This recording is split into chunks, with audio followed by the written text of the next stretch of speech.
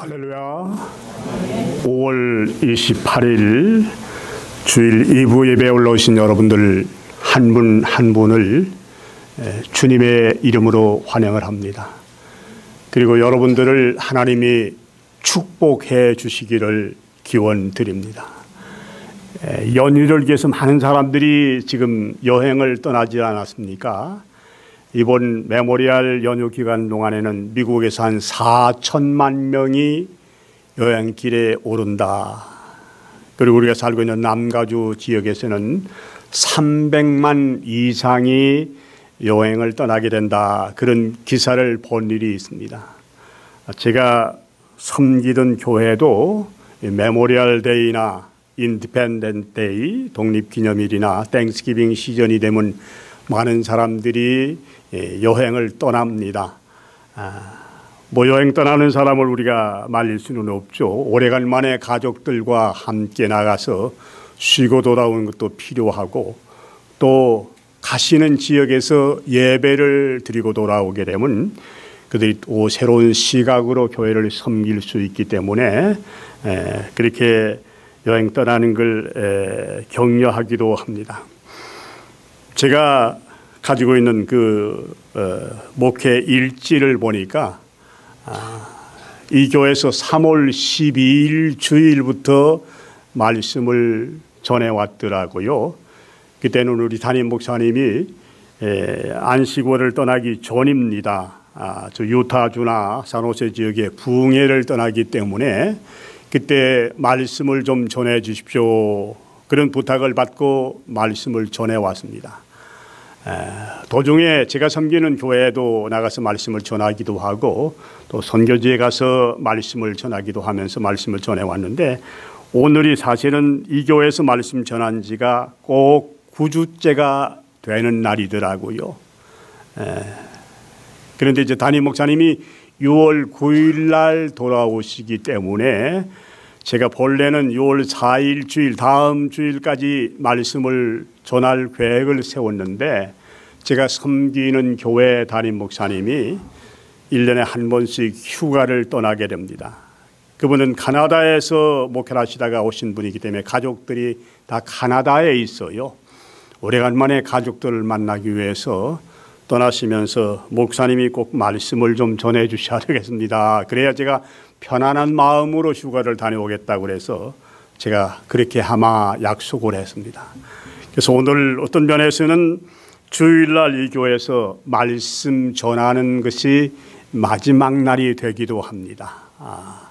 그래서 저로서는 개인적인 의미를 느끼는 주일인데, 또 제가 떠난다고 해서 나를 버리고 가는 님은 심리도 못 가서 발병 난다는 그런 기도는 하지 마세요. 내일부터 새벽 기도회는 담임 목사님이 돌아오는 6월 9일까지 인도하게 될 겁니다. 담임 목사님이 6월 9일 날 오신다고 그래서, 그러면 9일까지는 제가 새벽 기도를 도와드리니까 10일 토요일부터는 김 목사님이 말씀을 전하십시오. 그렇게 약속을 했기 때문입니다. 마지막 주일 예배를 드리는 시간이기 때문에 제가 이 교회가 어떤 교회가 좀 되었으면 좋을까, 이런 생각을 하지 않을 수가 없었습니다.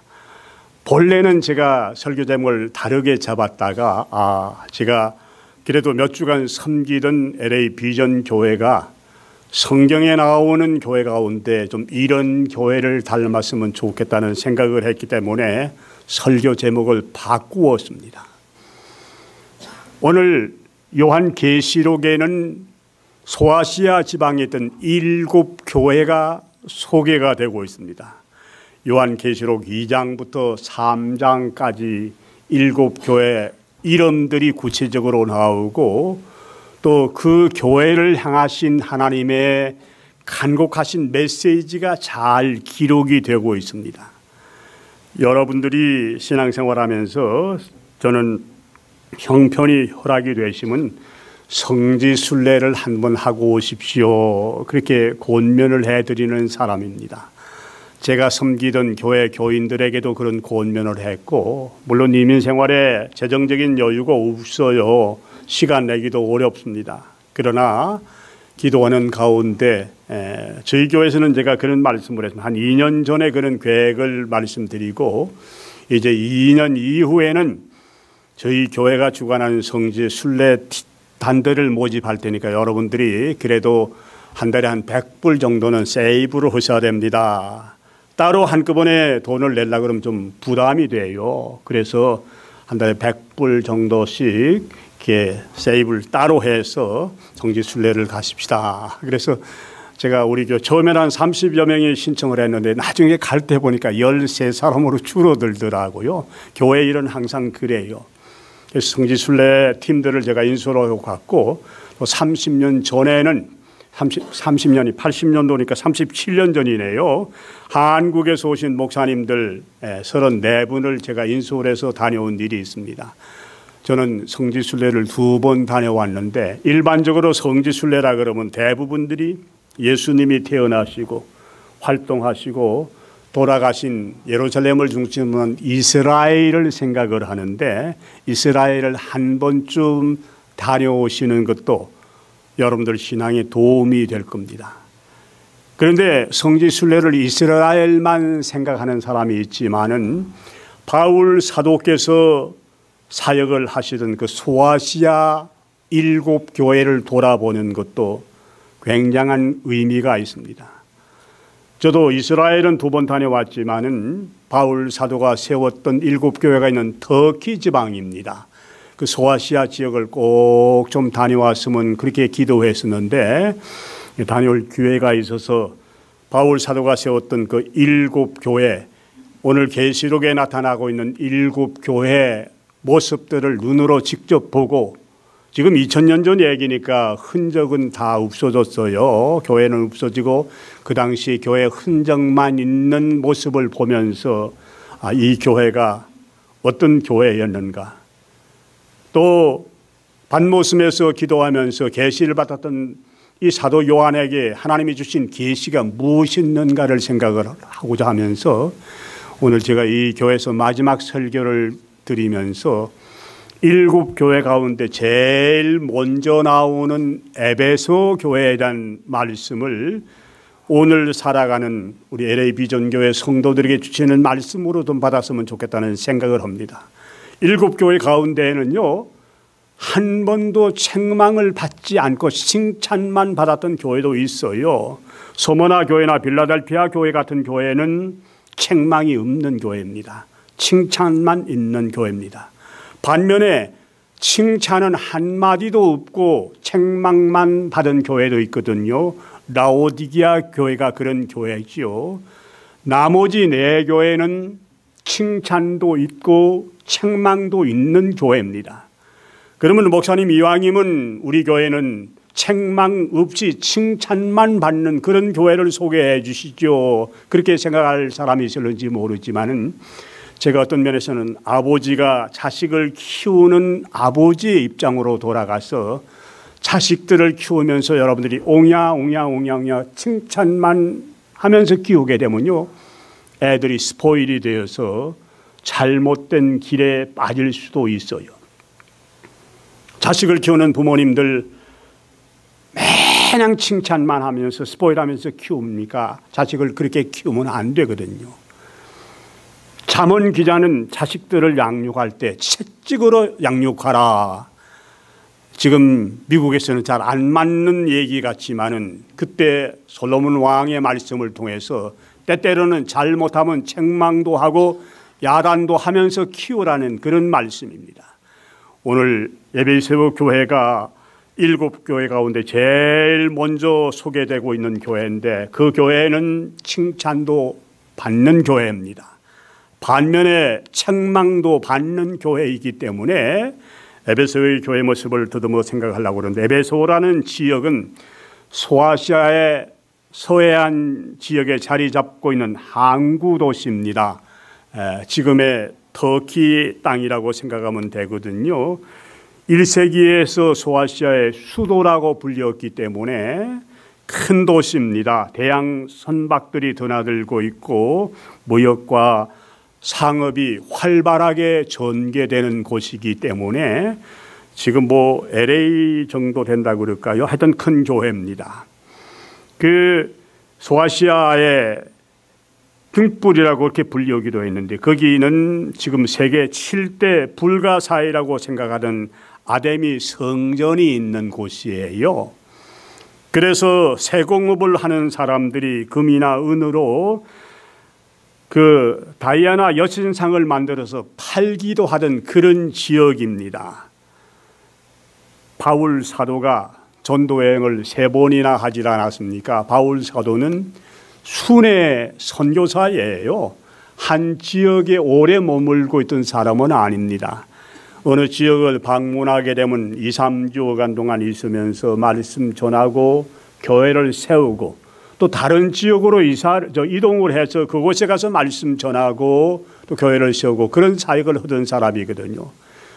데살로니가 지역 같은 데는 3주간 있었다고 그랬고 또 고린도 교회 같은 데는 한 1년 6개월간 동안 어떤 지역은 한 6개월 정도 있다가 떠나고 그랬었는데 이 에베소 교회를 세우고 난 다음에 3년 동안 머물면서 두라노 서원을 중심으로 해서 말씀을 가르쳤었어요. LA도 두라노 서원이라는 책방이 있지요. 거기서 나온 이름입니다. 말씀을 증가하고 말씀을 묵상하는 곳이기 때문에 두라노 서원이라고 그랬는데 3년 동안 머물던 그런 의미가 있는 이런 곳입니다. 오늘 이 에베소 교회 참 사도 요한 선생님을 통해서 하나님께서 주시고자 하는 메시지가 있는데 이 말씀은 오늘 LA 비전교회 성도들에게 주시는 말씀은 아니에요. 저에게도 주는 말씀이 되기 때문에 제가 큰 부담을 가지 않고 말씀을 드리는데 이 사도 요한 선생님은 그 당시 로마의 그 도미티안 황제 박해 때문에 반모라는 섬에서 유배 생활을 하고 있었어요. 로마에는 로마의 그 네로 황제로부터 계속 예수 믿는 사람들을 핍박을 하고 말씀 전하는 주의 종들을 가두어들이고 핍박을 심하게 하는데 이 반모라는 조그마한 섬은 그리스에 있는 섬인데 예수 믿는 사람들을 유배시키는 곳이에요. 죽이지는 않고 그 섬에 보내가지고 유배를 시키거든요. 그래서 노사도인 사도 요한 선생님이 그곳으로 유배를 당해가지고 낮에는 주로 돌을 다듬는 석공의 일을 노동을 해요. 그리고 밤에는 이제 굴 속에 들어가서 기도하면서 하나님의 뜻을 살피는 이런 생활을 하고 있을 때 예수님이 기도하는 사도 요한 선생님에게 나타납니다. 그래서 예수님이 전해준 이 말씀들을 7 교회에게 전해주어라. 기도하면서 받은 말씀이 요한계시록이거든요. 앞으로 되어질 일이라든지 우리가 앞으로 가야 할 천국이 어떤 곳이라든지 구체적으로 그때 영어로 들려준 말씀을 받아서 기록한 게 요한계시록인데 그 계시록 가운데 오늘 2장 1절부터 7절까지는 7 교회 가운데 첫 번째 나오는 에베소 교회에게는 이런 얘기를 메시지를 좀 전해주어라. 7 교회는 오늘 현대교회 모습이라고 신학자들이 그렇게 해석을 합니다. 그 무렵에 사도 요한 선생님에게 나타나신 예수님의 모습이 1절에 기록이 되고 있지요. 오른손에 7 별을 붙잡고 7 금촛대 사이를 걸어 다니시는 분으로 예수님이 나타나십니다. 별은 교회 사자를 말씀합니다. 영적인 지도자를 말씀을 하고 촛대는 교회를 말씀하는데 앞에 나오는 이 별은 천상교회 영적인 지도자이고 뒤에 나오는 촛대는 7 교회, 지상교회, 천상교회와 지상교회를 주관하시는 분이다. 그런 예수님이 나타나서 에베소 교인들에게 무슨 말씀을 전해주는가 하면 먼저 칭찬해주는 말씀을 전해줍니다. 우리가 읽었던 2절, 3절 말씀에 에베소 교인들에게 주신 칭찬의 말씀이 나오거든요.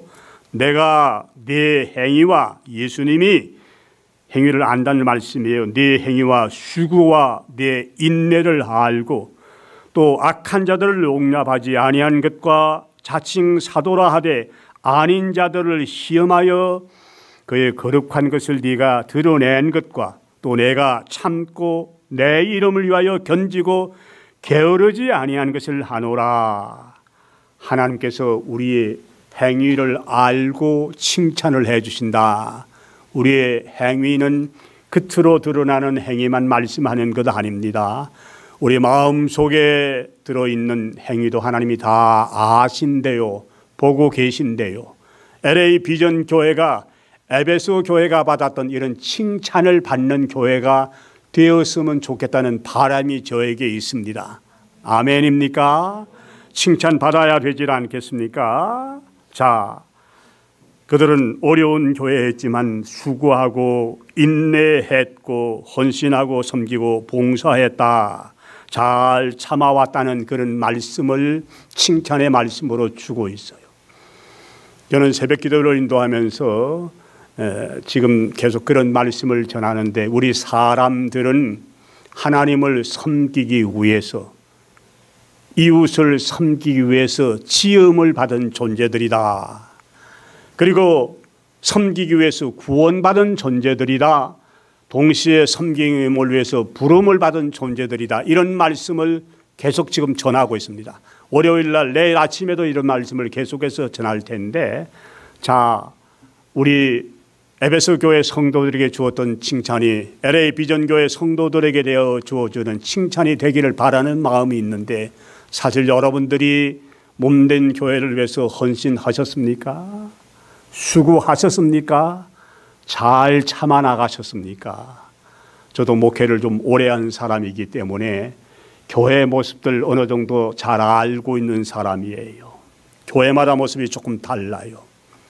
제가 본 제 나름대로 얻은 결론은 구경꾼 교회가 많은 교회는 부흥이 되질 않습니다. 손님 교회 많은 교회 부흥하는 걸 제가 보질 못했었습니다. 무슨 말씀입니까? 주일날 와서 구경꾼 같이 말씀 듣고 친교실에 가서 식사하고 돌아가는 신앙생활을 하지 말자는 얘기예요. 그런 사람 구경꾼 같은 사람들 아닙니까? 손님 같은 사람 아닙니까? 여러분들이 섬기는 교회는 여러분들의 교회예요. 목사님의 교회가 아니에요. 여러분들이 섬기는 교회이기 때문에 여러분들이 주인의식을 가지고 섬겨야 된다는 말씀이에요. 내 교회이기 때문에 내 교회가 어려운 부분들이 있으면 내가 해결하고 내가 헌신하고 내가 땀 흘리고 같이 팔뚝 걷어붙이면서 함께 봉사해야 되지 않겠습니까? 손님 노릇하지 마세요. 저는 이제 이 교회를 떠나는 사람이지만은 여러분들에게 당부하고 싶은 말씀은 구경꾼 같이 왔다가 예배만 참석을 하고 그냥 돌아가는 성도들 되지 마시고, 이 교회가 당면하고 여러 가지 문제 가운데 내가 한 모퉁이를 감당할 요소가 뭔지를 생각하면서 주인의식을 가지고 교회를 섬겨야 에베소 교인들에게 칭찬해 준 우리 주님의 칭찬이 이 교회에 주어질 것이고 여러분들에게 주어진다는 사실을 아시고, 지금까지 어떤 모습으로 교회를 섬겨왔는지 여러분 스스로가 잘 알고 계시지 않습니까? 남에게 물어볼 필요 없어요. 전도사님에게 물어볼 필요 없고 목사님에게 물어보지 마시고 내가 어떤 모습으로 교회를 섬겨왔는지, 에베소 교회 성도들은 칭찬받을 만큼 땀 흘리고 수고하고 헌신하고 참았다고 말씀을 하는데, LA 비전 교회를 섬기는 성도들도 이런 칭찬받는 자리에 들어가셔야 되지 않겠습니까? 그리고 악한 자를 용납을 하고 자칭 사도라고 떠벌리고 다니는 자들이 거짓을 밝혀내었다. 그 당시에 순회 전도자들이 가끔 있었어요. 그런데 그 사람 스스로가 자칭 나도 사도라 그러면서 이상한 소리를 하고 다녔거든요. 쉽게 말하면 이단 사상을 전하는 그런 사람들이 있었는데 에베소 교회 성도들이 그들의 잘못을 지적을 해내었다. 6절에 나오는 니골라당 같은 사람들이 그 당시에 문제를 일으키고 다니는 이단들입니다. 니골라라는 사람은 초대교회 7 집사를 선택할 때 들어갔던 사람 중에 한 사람이에요. 본래는 안디옥 지방의 이방인 출신이었는데 나중에 유대교로 개종을 했다가 다시 기독교로 개종한 사람입니다. 니골라당은 니골라의 후손들을 말하는데 나중에는 배교자가 됩니다. 예수님을 거역하면서 배교 활동을 했는데 그 사람들이 주장하는 사상이 뭔가 하면 이제는 율법 시대가 끝났기 때문에 율법을 지킬 필요가 없다. 지금도 그렇게 말하고 다니는 사람이 있습니다. 지금은 은혜 시대이고 신약 시대이기 때문에 구약 시대에 율법을 지킬 필요가 어디 있느냐 그러면서 다니는 사람이었고 그 사람들의 머릿속에는 육신은 악하고 영은 선하기 때문에 육신을 가지고 무슨 일을 해도 상관없다 이렇게 주장합니다. 소위 말하는 영지주의라고 그러는데 지금도 그런 생각을 하는 사람들이 있어요. 뭐 육신 가지고는 이건 더러운 것이고 악한 것이기 때문에 무슨 짓을 해도 아무 상관이 없다. 영만 깨끗하고 영만 다뤘으면 된다. 영하고 육을 분리해서 그런 주장을 하고 있는 사람들이 지금도 있는데 그 당시 그런 생각을 했던 사람이고 또 그 사람들은 크리스찬들은 은혜로 보호를 받고 있기 때문에 무슨 일을 하든지 해를 받지 않는다. 크리스찬들은 질병에도 걸리지 않고 크리스찬들은 강도를 당하는 일도 없고 무슨 해를 받지 않는다. 그렇게 생각하는 사람입니다. 예수 믿는 성도들에게 질병도 찾아와요. 때때로는 원치 않게 어려움도 당하거든요. 저도 목회를 하면서 3번 강도 당했던 사람입니다. 이번에 남아공 갔다가 그 선교사님들도 그런 얘기를 많이 목사님 저도 2번 당했었어요. 많아요. 이번에 우리 갔던 팀들도 사실은 강도를 당했거든요. 제가 시간 관계로 다 말씀 못 드리는데 예수 믿는 사람이라고 해서 어려움이 피해가는 건 결코 아니에요. 예수 믿는 사람이라고 은혜로 보호를 받기 때문에 아무런 해를 받지 않는다는 것도 잘못된 생각이거든요. 제가 한국 교회 갔다가 그 교회 입구에 우리 교회 신천지 교인들 출입을 금합니다. 그런 표지를 붙여놓은 교회를 여러 군데 보고 왔었어요. 지금 한국의 신천지가 얼마나 교회를 어지럽게 하는지 이단이에요. LA에도 신천지가 지금 들어와 있어요.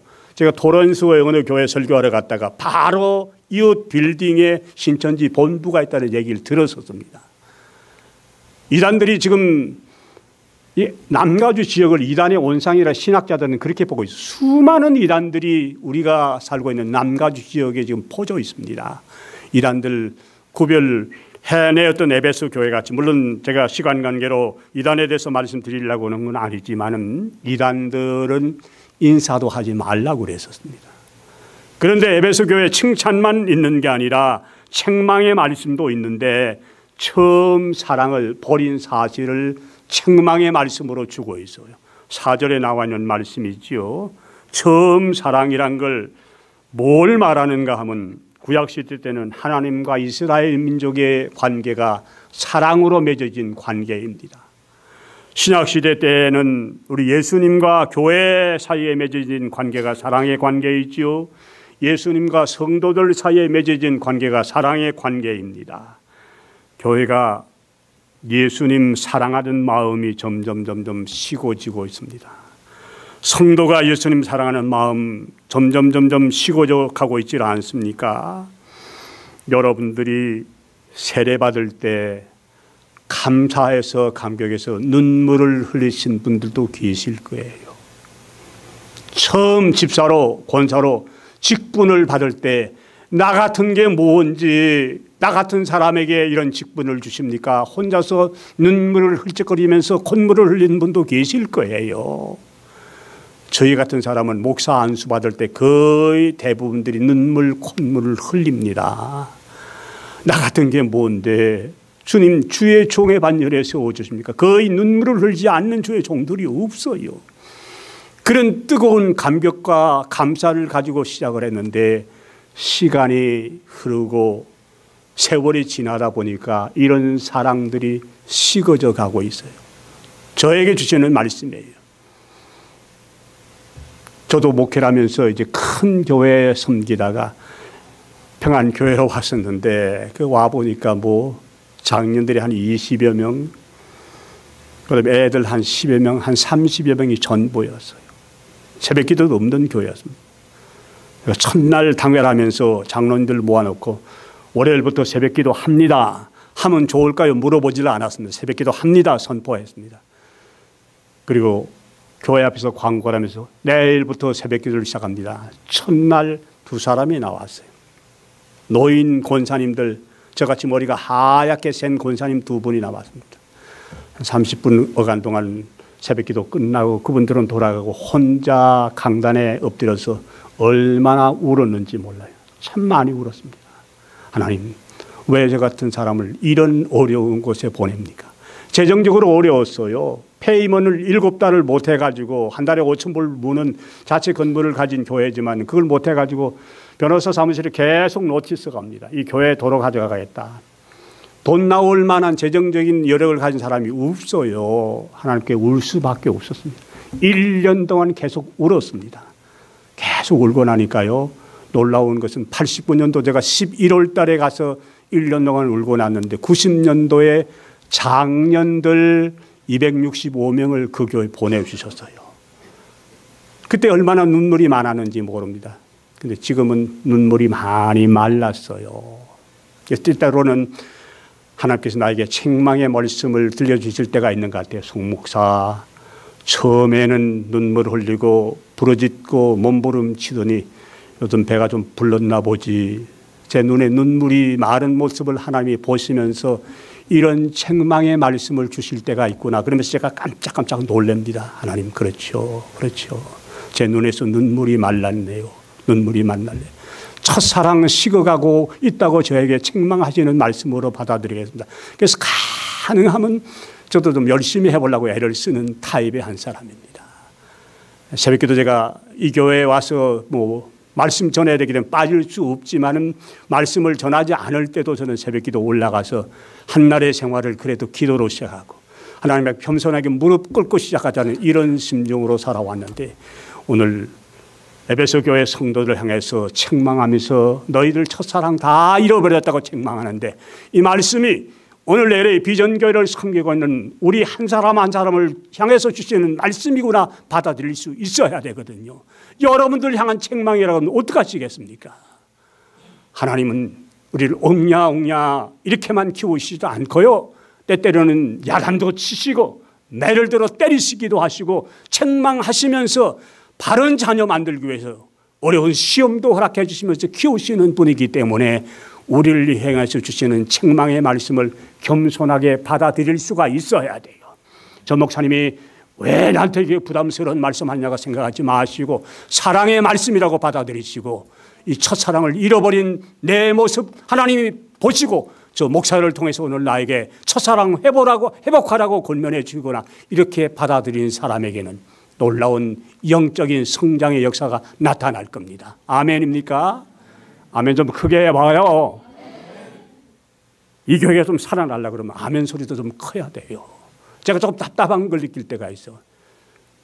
제가 지나가는 목사이기 때문에 여러분들을 영적으로 훈련시키겠다는 생각은 없지만은 길에도 내 마음에 감동이 되고 공감대가 이루어지면 아멘 하면서 응답을 하시는 게 여러분 신앙생활에 도움이 됩니다.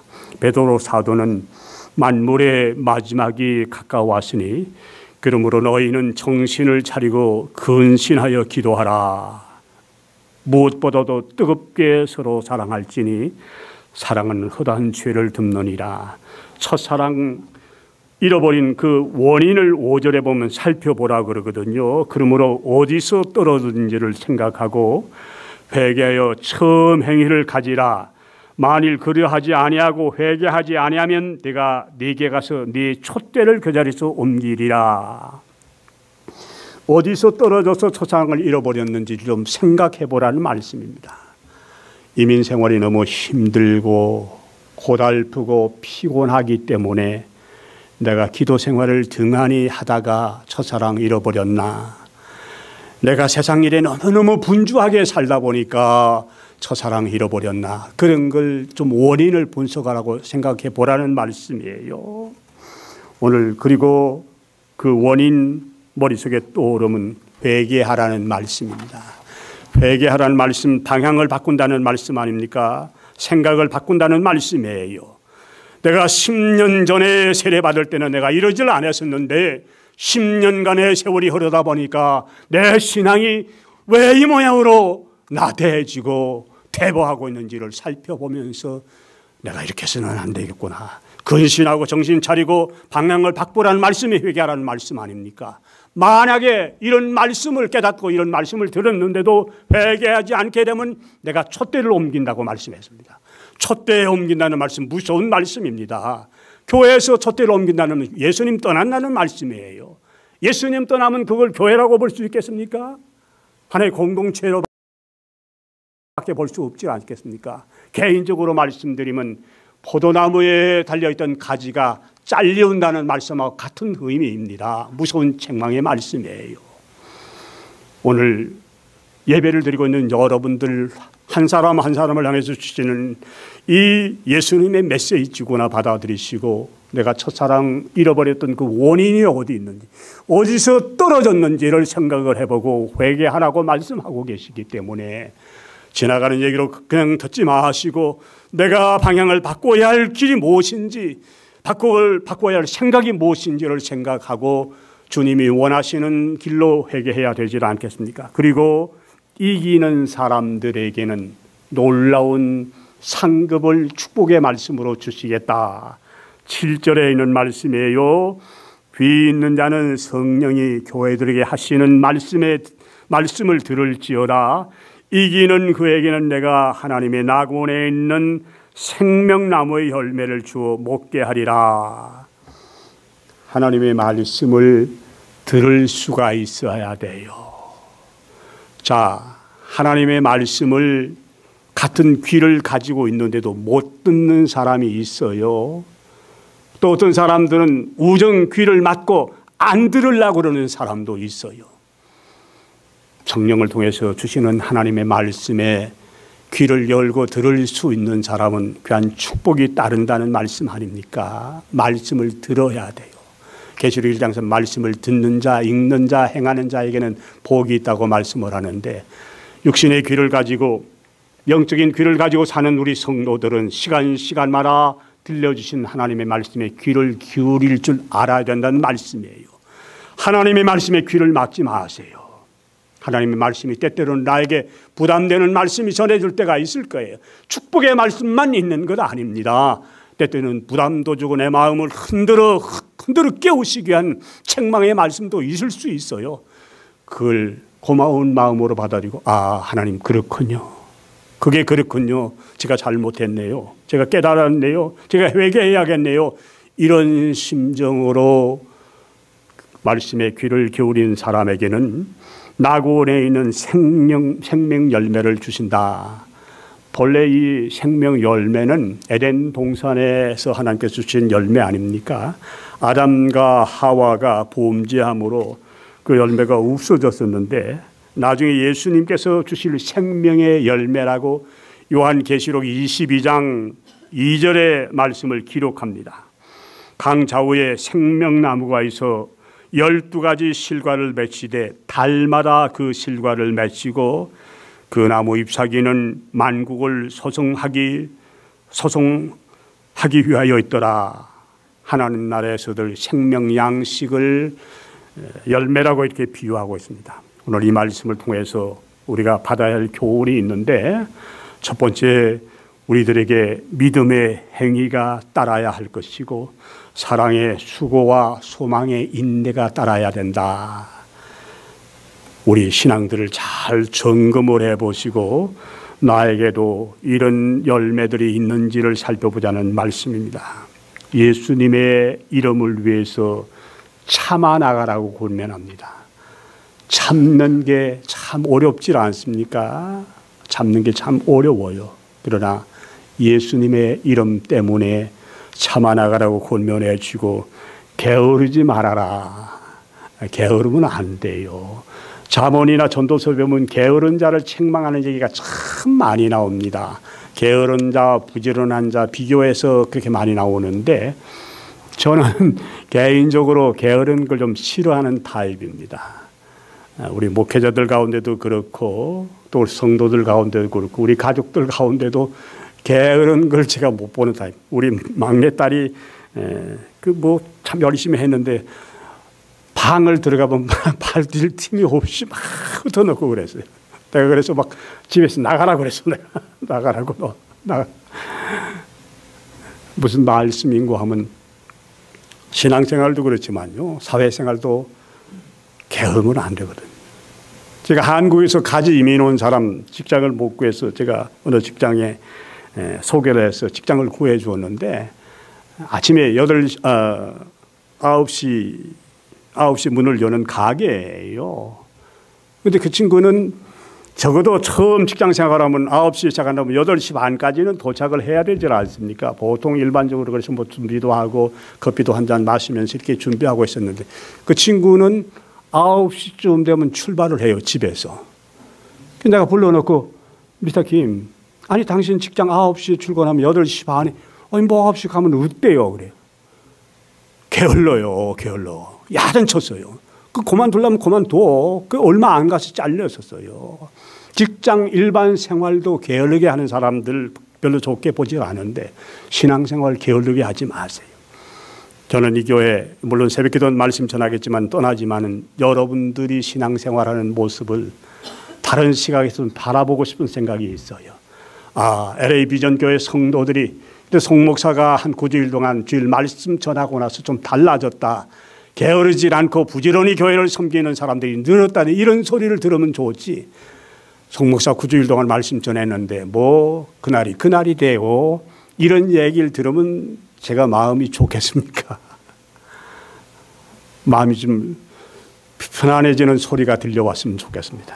마지막으로 처음 사랑 다시 회복할 수 있는 길이 무엇인지를 곰곰하게 생각을 해보시고, 왜 에베소 교회 칭찬도 하시면서 책망을 하시는지, 그 책망의 말씀이 나에게도 해당되는 말씀이구나 겸손하게 받아들이시고 첫사랑을 회복해서 하나님이 주신 귀한 생명의 열매를 다 소유할 수 있는 LA 비전 교회와 성도들 한 분 한 분이 되어주시기를 주님의 이름으로 축원을 드립니다.